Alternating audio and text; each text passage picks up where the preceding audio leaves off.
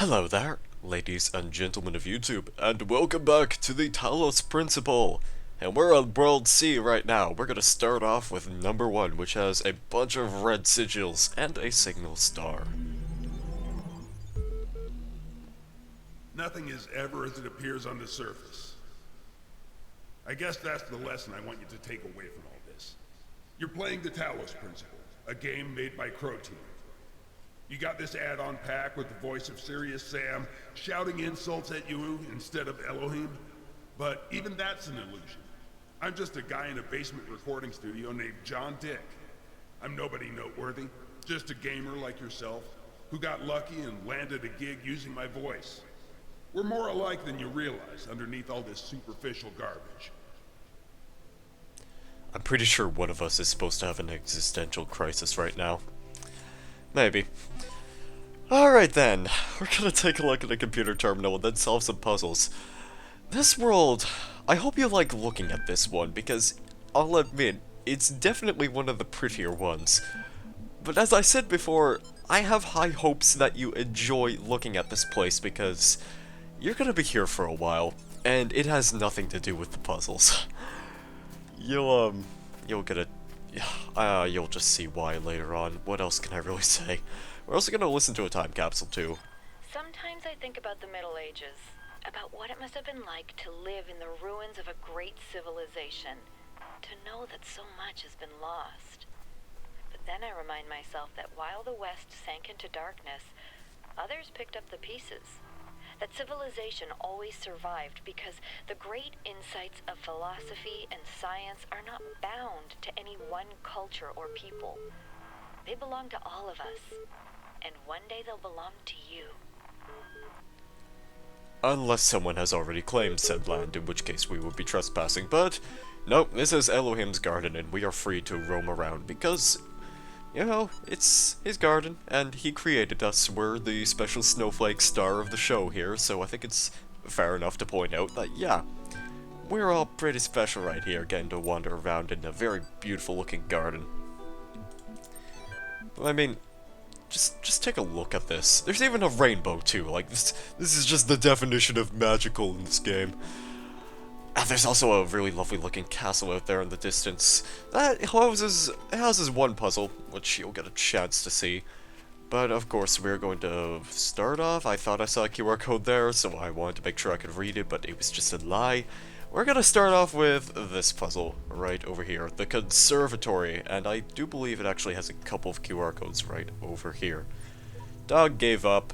Samsara was basically agreeing with him, and the shepherd says, "Don't give up! Just do it! You'll get through it eventually if you keep on trying," and that's exactly what we're gonna do. We're gonna start off with this connector, and we're gonna connect it to 2 plates and one source beam.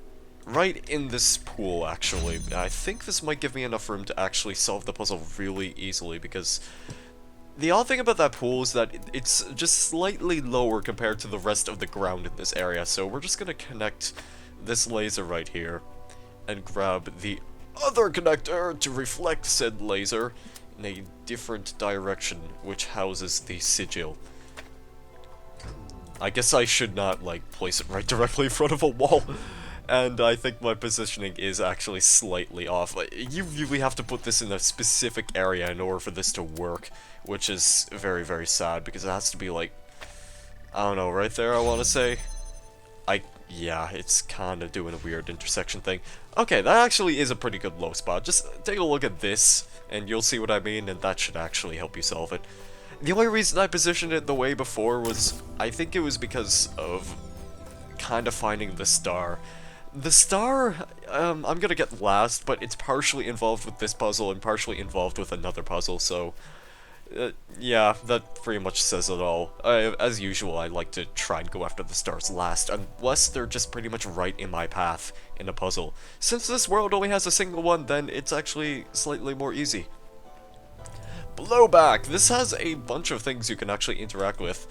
But the first thing you need to start off with is grab this jammer, jam this door. So you could grab this box, and then just jump over the fence once again with a said jammer. I think technically you only need one box for this puzzle, but I'm gonna take the other one just in case, because I'm basically allowed to do that. Part of the problem here is, well, there's a fan all the way out there, and we need to stop that fan in order to access the actual thing. The thing being the little Tetris piece. So I'm just gonna take care of that right now, actually. So open this door, jam the fan, and stop getting blown around, and just place it down for the time being.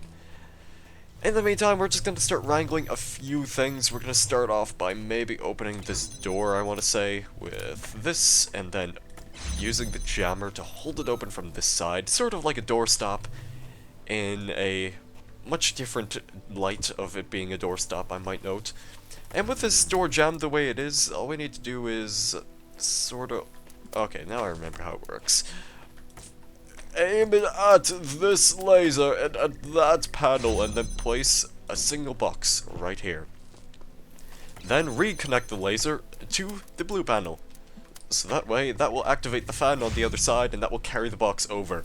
We need to do this, and I might as well explain this now, because there is a single button before you can actually collect the sigil, and that's exactly what we're going to do. And all we really need to do is just take either the connector or the jammer with us. It really doesn't matter which one you use, because the laser will also reach that area. As long as you have a single box over here, you're able to collect the piece.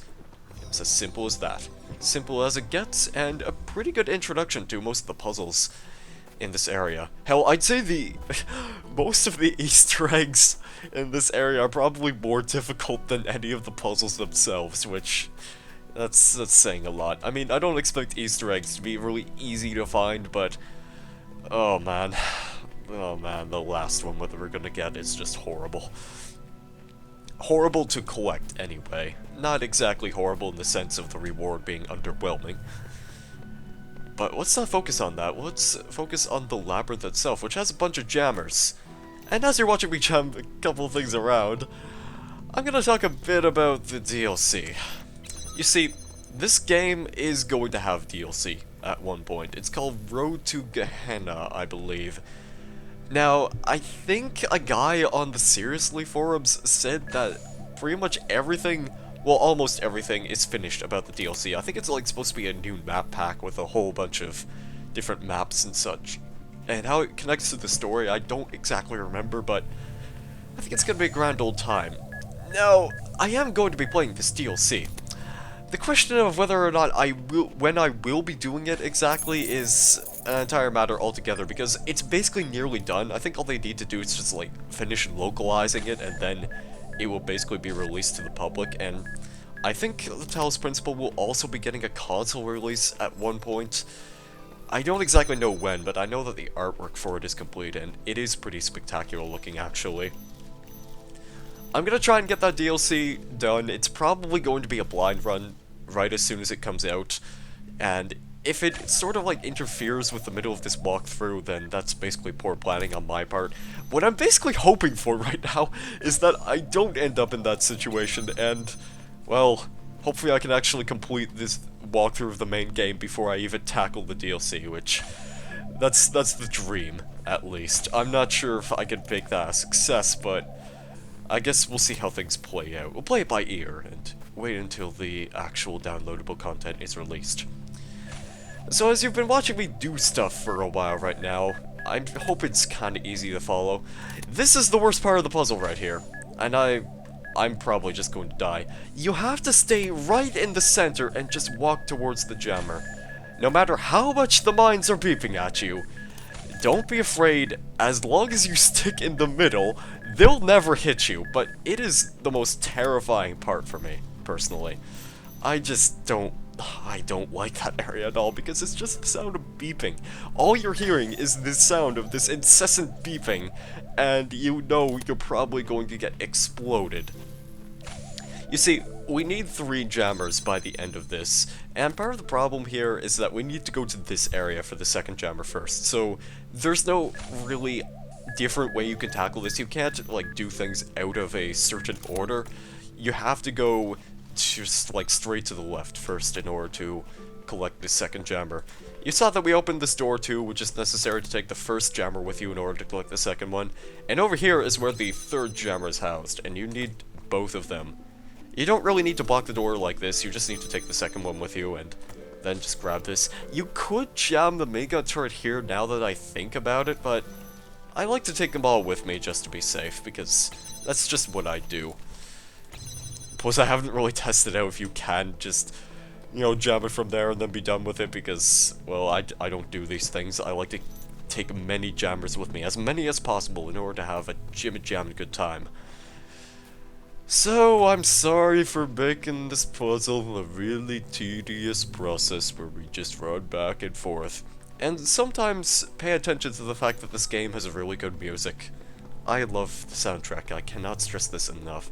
And in this place, the Land of Faith, I believe it's called, it has a couple of really nice tracks. Overall, like, World B, the Land of Death, I think it's called, fittingly enough because it is Egypt. I don't particularly care for the music in that area. It's just kind of, it's sort of a generic, non-percussion oriented soundtrack. It's just kind of there, but I wouldn't really listen to it all that often. I like the Land of Faith music, and pretty much anything outside of the main worlds I just enjoy too. Like, I absolutely love the tower themes as well, which you'll get a good chance to see. Like, even just in front of the tower, that's just such a wonderful piece of art, in my opinion. I love that soundtrack. But, let me stop droning about how great the soundtrack, how great this game is. Like, guys, did you know this game is amazing? I give it a full 11 out of 10. Oh yeah, I went there with that rating. This is the final puzzle of the area, and this one actually isn't all that bad, much like all the other puzzles that we've encountered so far. We just have to start by doing a bunch of collecting things. And we're gonna grab this box right over here. And then one of these pieces, we're gonna need to hold down the button with one box at least, so I'm actually just gonna go ahead and do that right now, as I'm sort of just traveling about on my fool's errand, looking for boxes. Take this one with you, and head straight to the right, because there is a third box perched onto this platform. And then just take both of them back. It's about as simple as that. If you couldn't guess the pattern here, we only have one connector, and we need to connect it to this panel, which houses the sigil. And the laser, well, it's kind of blocked by a bunch of walls, as you can no doubt see. So what we need to do is grab the third box, and then we're not going to hold that down right now, because this is kind of what we have to do first. I actually don't need to connect it to that one, per se. This powers the fan, and that over there powers the door. Place it at least 2 boxes high, and that won't do anything until you place a box down on this button. That will get the fan raised a little bit, and then you don't need to worry about this laser being cut off by the gate. It still cannot reach the sigil, however, and this is what you need the third box for. And that will help you collect this piece. That's about the extent of it.